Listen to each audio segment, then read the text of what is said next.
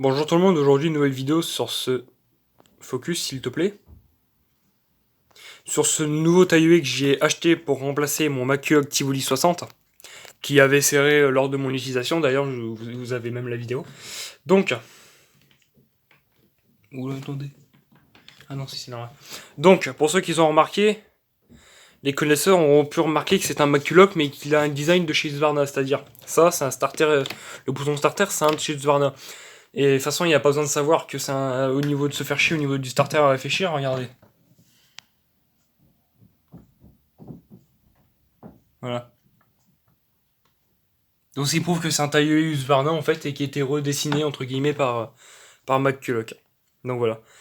Et franchement, alors celui-ci je l'ai démarré vite fait, hein, l'ex-propriétaire l'a démarré avant que je l'achète, et franchement il fait presque pas de bruit. Il fait tellement pas de bruit que c'est une machine qu'on peut presque utiliser sans casse anti-bruit. Bon, elle fait quand même 101 décibels, mais par rapport au Tivoli 60, je peux vous dire qu'elle fait carrément moins de bruit, donc franchement ça c'est franchement top. Donc voilà. L'amier il est plus grand que le mien, enfin l'autre. Il doit être plus grand. Alors attendez, je vais le défaire. Alors la machine est quasi neuve. Elle a servi 2-3 fois. Mais vous voyez, le lamier, bon, il y a un petit affûtage, mais ça va dans l'ensemble, c'est correct. Ça accroche encore un petit peu, ce qui prouve que ça coupe bien. Donc voilà. Donc vous voyez, alors ça par contre, j'ai trouvé ça très intéressant.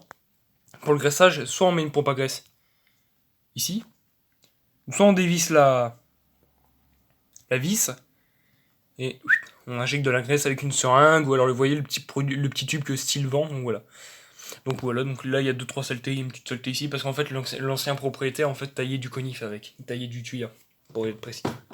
Donc vous voyez, le lamier franchement est bon. Donc moi je lui ferai mon lavage, un petit lavage à l'essence, après je vais le WD-40iser. Donc voilà. Donc le filtre à air il est ici, donc je vais le démonter, voir la tête qu'il a. On va voir si...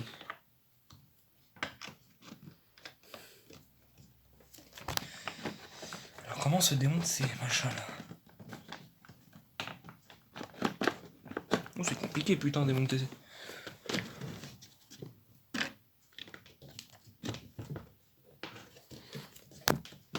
Attendez, je mets en pause et dès que j'arrive à le démonter, je vous reprends.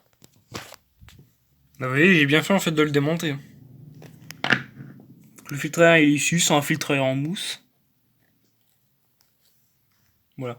Donc ce type de filtre à air, c'est l'avantage, c'est que ça n'a pas besoin d'être beaucoup changé. Ce que vous faites, c'est que quand il est sale, vous le nettoyez à l'essence et après vous prenez l'huile de thon que vous mettez dans votre mélange, vous en mettez dessus, vous le malaxez pour retirer l'excès et ça vous fait un filtre à air avec un film d'huile. Voilà. Ah, c'est compliqué à démarrer, hein. Il faut sortir d'abord cette partie-là en premier. Je pense que pour l'emboîter, ça doit être la même sauce. Alors, voilà. Par contre, il vient plus facilement. Ouais. Ouais, en fait, il faut faire comme ça. C'est-à-dire qu'on pousse d'abord là, et après on le tire. Ne vous inquiétez pas, je nettoie après. Là, je vais le remonter tel que. De toute façon, il tombe bien. Et voilà. La bougie, je regarderai. Même s'il est quasi neuf, je ferai un nettoyage quand même. Ce qui est plutôt important pour moi. Donc voilà. Vous voyez, ces saletés-là dans les moteurs, même dans les filtres à air, c'est pas très voilà. Donc vous voyez ce qui prouvait que l'ancien propriétaire taillait du tuyau. Donc voilà. Et ça, attention, quand vous allez dans les LED de refroidissement, faut faire attention que ça touche pas trop le moteur, parce que si ça prend feu, bah votre bécane elle y passe. Hein. Donc voilà. Le filtre à air, ouais, je le laverai à l'essence. Ici on a le bouchon de réservoir, je vais pas l'ouvrir sinon ça va puer l'essence dans ma chambre. Oui, je sais, je vous fais les vidéos dans ma chambre, mais voilà. Le bouton stop. Donc ça, je trouve que c'est un défaut. Ça, par contre, sur les machines, ça, je suis pas trop fan de ce bouton. C'est bien sans être bien, c'est-à-dire que c'est bien pour celui qui oublie à chaque fois de mettre sur on, mais c'est pas bien par le fait qu'il n'y a pas de sécurité. Donc voilà. Voilà. Donc ce starter est pratique, pourquoi? Parce que quand vous allez l'enclencher, il va légèrement pousser le papillon de gaz. Donc de cette poignée, ce qui prouve... Enfin, ce qui permet de faciliter le démarrage. Donc une fois que vous l'avez repoussé, voilà, et écoutez, il va y avoir un clic. Donc ça, c'est le papillon de gaz qui est légèrement ouvert. Là, le clic là que vous avez entendu, c'est le papillon de gaz qui se remet en position initiale. Donc voilà. Donc c'est pas bien non plus ce bouton-là. Pourquoi? Parce qu'il suffit qu'il y ait quelqu'un qui savent pas se servir de machine, ou même un enfant, hein, et vous avez posé la machine dans votre garage, vous avez vos enfants qui traînent dans la cour, même même le tailleur, vous êtes en train de travailler, vous l'avez posé 2 secondes pour faire une pause, ou boire un coup, faire je ne sais quoi. Et puis quelqu'un il trifouille, et puis peut se faire mal au risque que la machine démarre, quoi. Donc c'est ça le truc. Parce que les lanceurs, c'est les mêmes que vous voyez chez Steel, hein, c'est-à-dire... Ah, quoique, non. Mais quand vous tirez, vous voyez, vous allez tirer, c'est comme sur Maiko, ça fait à peu près la même sensation, sauf que non, parce que quand on tire, on sent la compression. Et quand vous allez tirer normalement, ça va faire comme sur Maiko, c'est-à-dire ça va faire une espèce de... Vous voyez? Donc ça s'appelle Easy Start, donc voilà.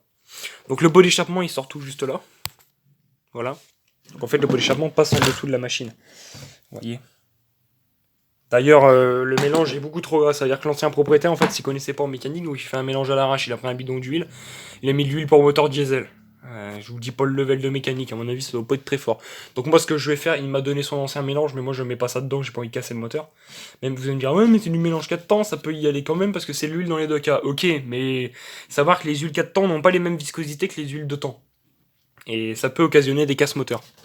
Donc, je vidangerai le réservoir d'essence et je mettrai mon mélange à moi. Donc celui-là, l'essence que j'ai là, c'est de la, comment ça s'appelle? C'est du samplon 95 E10 avec de l'huile Castrol 2%, mélangée à 2% en synthétique. Donc voilà. Donc le tailleur est franchement propre, hein. Franchement, je suis plutôt content. Alors, je vais vous dire le prix auquel je l'ai acheté. Je l'ai acheté 80 €, alors que ça, c'est une machine qui vaut quasiment 300 € neuve. Donc voilà, donc la machine est de 2013. Donc voilà. Elle est simple, hein. Bon, il y a un défaut que je trouve, c'est dommage ça qu'il n'y ait pas ça dessus. C'est la poignée orientable. Comme ça, vous voyez. Ça, par contre, c'est dommage. Enfin, je vous dis ça, moi je tourne en entreprise avec un style HS45, enfin en entreprise, quand je fais mon stage, je tourne avec un style HS45, je peux vous dire que le HS45 n'a pas non plus la poignée orientable. Donc voilà. Petit avantage par rapport au Tivoli 60, c'est pas un petit avantage, mais c'est quand même une sécurité. Le Tivoli 60, il avait pas la poignée, hein. C'est-à-dire que là vous appuyez, le machin, il est direct, hein. Il y avait pas ces petites poignées de sécurité, donc là vous voyez, il faut appuyer sur cette poignée pour pouvoir accélérer. Donc voilà. Bon voilà, moi je vais faire un nettoyage bougie, filtre à air, et puis voilà, puis j'irai tailler un truc vite fait, parce que j'ai un truc à tailler avec. Et puis comme ça me laissera le temps de le tester, et puis comme ça je vais mettre du mélange propre, ça le nettoiera, parce que trop d'huile dans un moteur de temps, ça encrasse le piston, le carbu, le pot d'échappement, après il y a de l'huile dans le pot, et le machin il se m'a fumé pendant des années, et c'est pas franchement top, hein. Donc voilà, donc je suis content de mon investissement, hein. À voir dans le temps comment ça dure. Après, sachant si c'est du Husqvarna, bah forcément c'est increvable. Parce que bon, on va pas se cacher que Husqvarna quand même c'est costaud, hein. Y a pas à dire c'est costaud. Il y en a ils vont me dire ouais mais non, style c'est mieux. T'aurais dû prendre un style, car style c'est quand même beaucoup mieux répandu. Ok, style c'est beaucoup plus répandu, mais chacun ses goûts. Les goûts et les couleurs ne se discutent pas. Donc moi j'ai envie de prendre un McCulloch fabriqué par Husqvarna. Je prends un McCulloch fabriqué par Husqvarna et puis c'est tout, point à la ligne. Donc ceux qui disent que McCulloch c'est de la merde, je peux vous comprendre si vous aimez pas, mais moi, je le trouve plutôt pas mal, franchement, comme tailleur. En plus, il est récent, donc ça c'est top.